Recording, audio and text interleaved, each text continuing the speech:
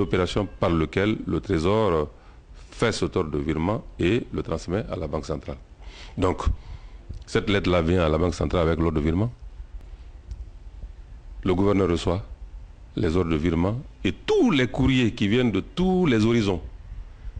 Naturellement, comme vous le voyez, le gouverneur, il voit les lettres, il fait le dispatching, il les envoie dans les services techniques. Chaque service examine et donne son appréciation au gouverneur qui prend ses décisions en fonction de ça. Mais en ce qui concerne les dossiers de paiement, une fois que c'est parti dans les services l'apprécient. Il arrive souvent qu'effectivement, il y a de petites irrégularités. L'agence principale informe le Trésor, voilà, il y a telle situation qui mérite d'être corrigée. Mais en ce qui concerne ce dossier précis, effectivement, il s'est trouvé que, semble-t-il, la signature a été imitée. Mais signature imitée, celui qui imite une signature prend tout son temps pour qu'elle soit le plus conforme à l'original. Maintenant, comme vous parlez de la secrétaire, il est arrivé que probablement la secrétaire ait pris le dossier sans le cahier de transmission, parce que c'est la personne qui envoie habituellement les dossiers du Trésor, c'est la même personne qui a envoyé ce dossier-là aussi, donc la secrétaire l'a pris, et comme par malheur, c'est un dossier qui a été traité selon des voies parallèles, les services ont jugé nécessaire de comprendre davantage est-ce qu'elle a pris le dossier de bonne foi ou qu'il y avait intention. Maintenant, pour qu'il y ait intention délictueuse, il faudrait que soit prouvé l'appartenance à un réseau depuis le ministère du tutelle jusqu'à la Banque centrale, en passant par le ministère des Finances, à travers la direction du contrôle financier et la direction du Trésor. Pour faire partie d'un tel réseau, franchement, je pense que il faut que la justice fasse son travail. Vous parliez un peu plus haut du compte de la Guinée. Pourquoi on a tendance à entendre que la Guinée a des comptes spéciaux en Suisse? Tout à l'heure, vous faisiez référence à la Sogipami, où on parle d'un compte d'attente quelque part dans un pays occidental. Pourquoi on ne peut pas domicilier ces fonds ici à la Banque centrale? Dans la mesure où les comptes de la Banque centrale auprès de ses correspondants sont les propriétés de la Banque centrale. Toute institution financière a des comptes chez ses correspondants. Toute institution financière, c'est comme ça. Les fonds qui sont déposés dans les comptes de la Banque centrale à l'étranger sont les fonds du pays. Si nous parlons de rapatriement, par exemple, de devises résultant de l'exportation des opérateurs économiques, si un opérateur transfère ces fonds dans les comptes d'une banque de la Guinée à l'étranger, ces fonds-là peuvent être considérés comme domiciliés déjà en Guinée, comme transférés, comme rapatriés en Guinée. Donc on ne garde pas ces fonds-là en espèces, c'est des jeux d'écriture qui se passent. Et toutes les fois que le besoin se fait sentir, il s'agit de donner des ordres à ses correspondants pour que les paiements correspondants puissent être faits. Naturellement, il est beaucoup plus facile de procéder comme ça que de le faire par nous-mêmes avec le développement des activités financières, de la monnaie électronique et de tout ce qui est lié à cela. Quel est le correspondant de la Banque centrale dont vous parlez? On en a en France, la Banque de France elle-même, la BNP, Paribas, le Crédit Suisse, la Citibank, c'est des correspondants qui travaillent avec nous traditionnellement et qui abritent l'essentiel de nos avoirs.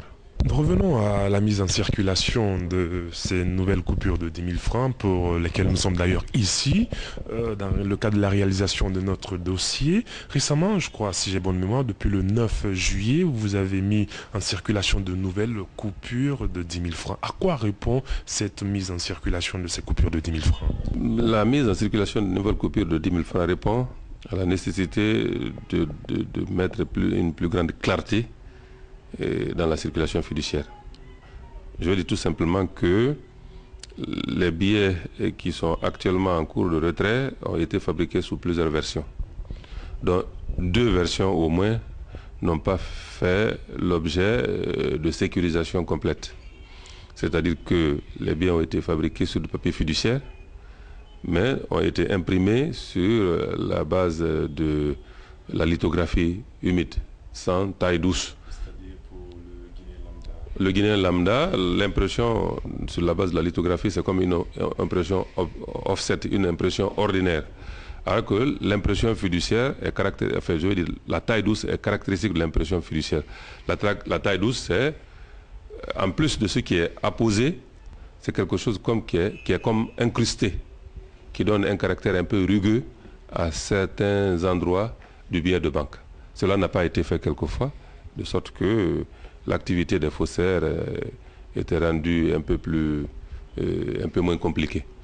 Et puis, lié à cela, qu'il y avait beaucoup de rumeurs qui circulaient sur des conteneurs qui venaient de partout, des conteneurs de 10 000 semble-t-il, qu'on injectait clandestinement dans la circulation fiduciaire. Bon, nous nous sommes dit à la Banque centrale qu'il faut qu'il soit mis fin à une telle situation et que toute la clarté requise soit faite. Et on n'a pas trouvé meilleure manière de le faire que de changer complètement les coupures de 10 000 qui sont en circulation en les remplaçant par de nouvelles coupures. Tout a été fait de telle sorte que le public n'ait aucune difficulté à reconnaître la coupure de 10 000 en faisant la différence entre l'ancienne et la nouvelle. D'abord, est-ce que nous allons nous limiter, vous allez vous limiter aux 10 000 francs ou les autres billets vont suivre par après? C'est une question très intéressante.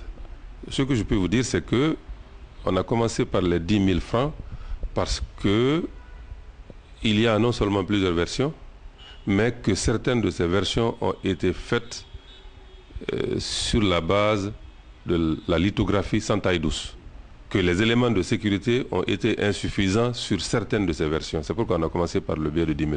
Sinon, le billet de 5 000 aussi comporte des évolutions, des versions, mais toutes les versions ont été faites sur la base des règles strictes qui gouvernent l'impression fiduciaire. Donc, ce n'est pas exclu que demain, on passe à une autre coupure et que peut-être éventuellement, nous ayons à une coupure d'une valeur faciale supérieure. Dans le cadre de la réalisation de notre dossier, nous avons tendu le micro à quelques citoyens. Déjà, certaines personnes, certains citoyens déjà déplorent le fait que lorsque l'eau touche ces nouveaux billets de 10 000 francs, il se déteint, paraît-il. C'est le constat qu'ont fait ces citoyens que nous avons interrogés. Est-ce que vous avez fait le même constat? Non, nous n'avons pas fait le même constat. Au contraire, quand on a été saisi de telles rumeurs, on a essayé de faire l'expérience, mais on a vu que ce n'était que franchement des rumeurs et on les a traitées comme telles. Revenons aux banques commerciales. De plus en plus, nous avons aujourd'hui, si j'ai bonne mémoire, un peu plus de 14 banques commerciales en Guinée.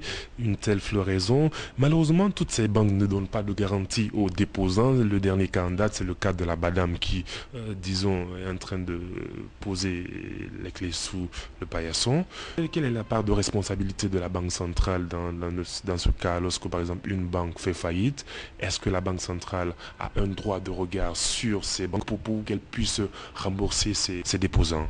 Vous avez posé une question qui a plusieurs composantes. La floraison des banques d'abord, vous avez tout à fait raison. 14 banques pour la taille de notre économie, on peut penser que c'est un petit peu trop.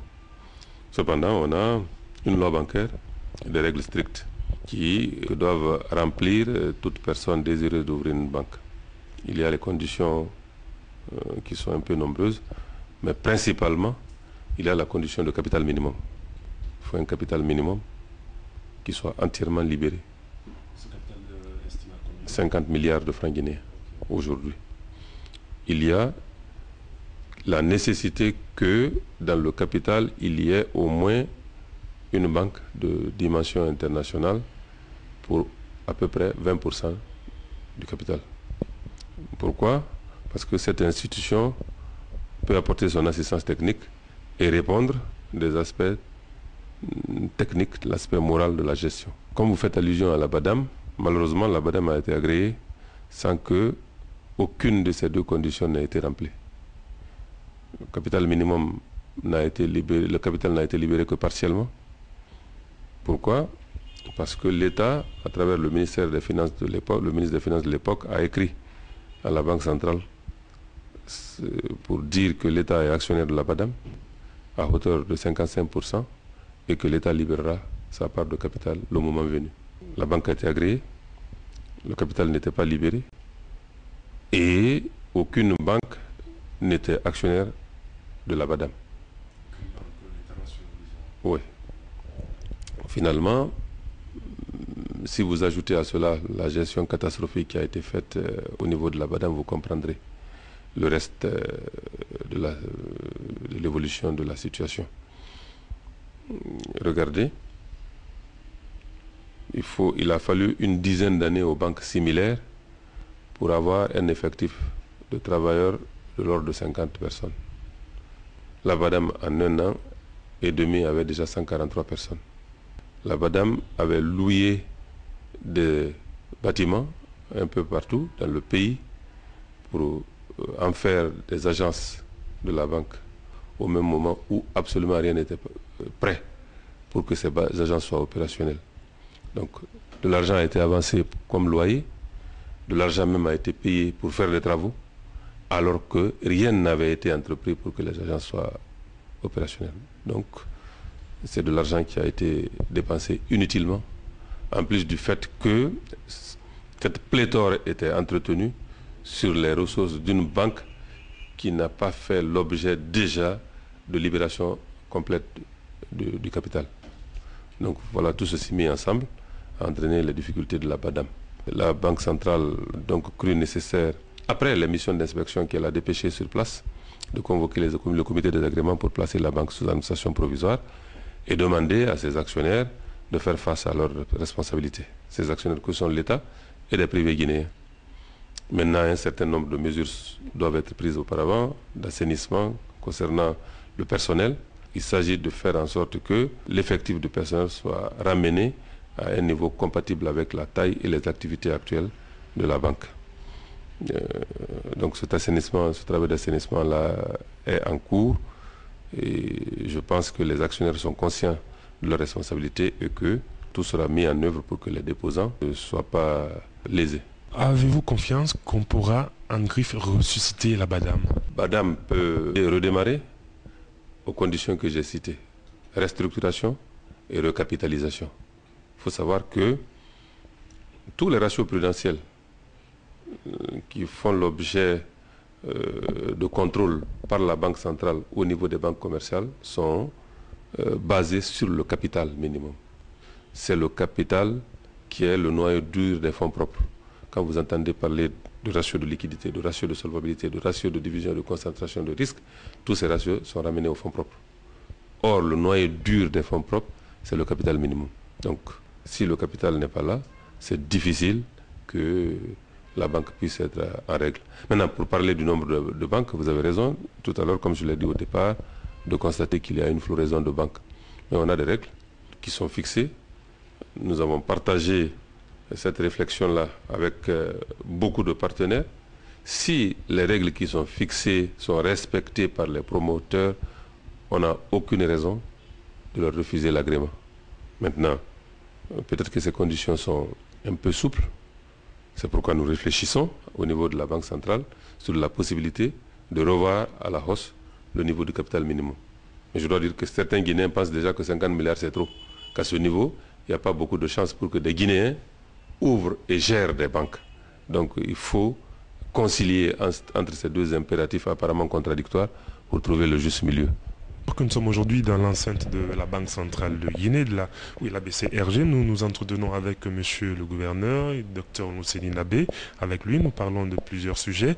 Maintenant, avant de venir à votre vision de la Banque centrale, à l'accession du président Alpha Condé à la magistrature suprême, il avait parlé de l'unicité des caisses de l'État. Est-ce que cette unicité est en bonne marche aujourd'hui? Quand l'unicité des caisses de l'État était promulguée, je dois dire que c'est la loi qui a été voté par le CNT et qui a fait l'objet de promulgation par le président de la République. Qu'est-ce que ça signifie? Ça signifie que les comptes de tous les services publics, de tous les établissements publics à caractère administratif, de toutes les sociétés publiques et de toutes les sociétés à participation majoritaire publique, que ces comptes-là doivent être gérés par le Trésor public.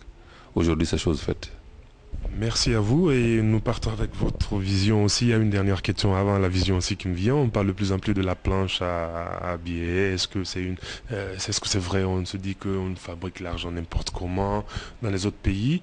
on sait où est-ce que l'argent est fabriqué. Est-ce que ici en Guinée, c'est la banque centrale, bien que c'est la banque d'émission, est-ce que c'est la banque centrale elle-même qui fabrique son argent ou c'est quelque part d'autre que l'argent de la Guinée fabriqué? La Banque centrale n'a pas les équipements nécessaires pour fabriquer l'argent, pour imprimer les billets aujourd'hui. La Banque centrale fait comme la plupart des banques centrales du monde. Les fabricants de billets ne sont pas nombreux. Les grands fabricants se comptent sur le bout d'un doigt, le bout des doigts d'une main. Nous faisons comme les autres. Nous avons des partenaires étrangers auprès desquels nous faisons des commandes pour fabriquer nos billets. Mais ce n'est pas le principe là-bas du fonctionnement sur la planche à billets, c'est que l'État amène la Banque centrale à faire des crédits inconsidérés au trésor public. Ça, c'est la planche à billets. C'est-à-dire que la Banque centrale finance les dépenses de l'État sans que les recettes correspondantes n'existent. L'argent qui sort ainsi, qui sert à financer ces dépenses-là, c'est de l'argent qui vaudra de moins en moins quelque chose. Parce que si vous financez des dépenses ex nihilo, vous créez les conditions propres à assurer la dépréciation de la monnaie et surtout à engager un cercle vicieux dont la rupture peut être difficile à terme. Ce n'est pas le cas chez nous depuis janvier 2011. L'État fonctionne sur la base des recettes qu'il engrange. L'endettement de l'État auprès de la Banque centrale a été maintenu stable. Il a même beaucoup régressé entre janvier 2011 et maintenant. De sorte que on ne peut pas du tout parler de planche à billets dans les conditions actuelles de fonctionnement de l'économie guinéenne. Gouverneur, nous sommes déjà au terme de cette interview et votre vision de la Banque centrale, c'est vrai qu'avant vous, j'ai pu compter une dizaine de gouverneurs qui sont venus avant vous et sûrement que vous avez votre vision à vous, la manière dont vous voulez que cette banque soit. Est-ce qu'aujourd'hui vous avez ces moyens? Écoutez, la Banque centrale de la République de Guinée a été à un moment donné une institution crédible au plan national et international. Notre volonté, à mon équipe et à moi, c'est de faire en sorte que la Banque centrale redevienne cette institution crédible au plan national et international. Pour cela, il faut bien sûr de la rigueur dans la gestion. Il faut aussi de la confiance du public en sa monnaie nationale, parce que la monnaie est essentiellement fiduciaire, c'est-à-dire basée sur la confiance. C'est vrai que la confiance est favorisée par les fondamentaux de l'économie. Et c'est le travail auquel s'attelle le gouvernement de Prosper Alpha Condé depuis janvier 2011. Je vous ai parlé des perspectives économiques du pays sont bonnes. Forcément, avec de telles perspectives économiques, les perspectives monétaires ne peuvent être que bonnes. Merci à vous de nous avoir reçus. À moins que vous ayez un tout dernier mot à adresser à tous ces téléspectateurs de Guinée News, parce que nous sommes plus suivis à l'étranger, bien qu'étant suivis ici sur le site www.guinenews.org. Vous allez fixer l'objectif de cette caméra avec votre permission. Adressez un mot à tous ces téléspectateurs de Guinée News TV. Merci beaucoup, M. Lama. Je voudrais profiter, comme à l'origine, le but de l'émission, c'était de parler de l'émission des nouvelles coupures de 10 000. Je voudrais dire au public guinéen d'éviter tout affolement, toute panique, que l'opération est conçue pour durer sur 6 mois, c'est-à-dire jusqu'à la fin de l'année 2012. Jusqu'à la fin de cette année, les anciennes coupures auront cours légal et force libératoire. Donc l'opération doit se faire dans le calme, dans la sérénité, de sorte que aucun détenteur de billets ne soit mis au bout du compte à côté. Merci beaucoup. Voilà, merci à vous de nous avoir suivis aujourd'hui pour cette interview que nous a accordée Monsieur le gouverneur de la Banque centrale, Dr Nousseni Nabé. Avec lui, nous avons parlé de plusieurs sujets, notamment celui relatif à la mise en circulation de cette nouvelle coupure de 10 000 francs qui fera l'objet d'un dossier chez nous à Guinée News. Merci à vous et fidélité à www.guinenews.org. À bientôt pour d'autres séries d'interviews. Merci à vous.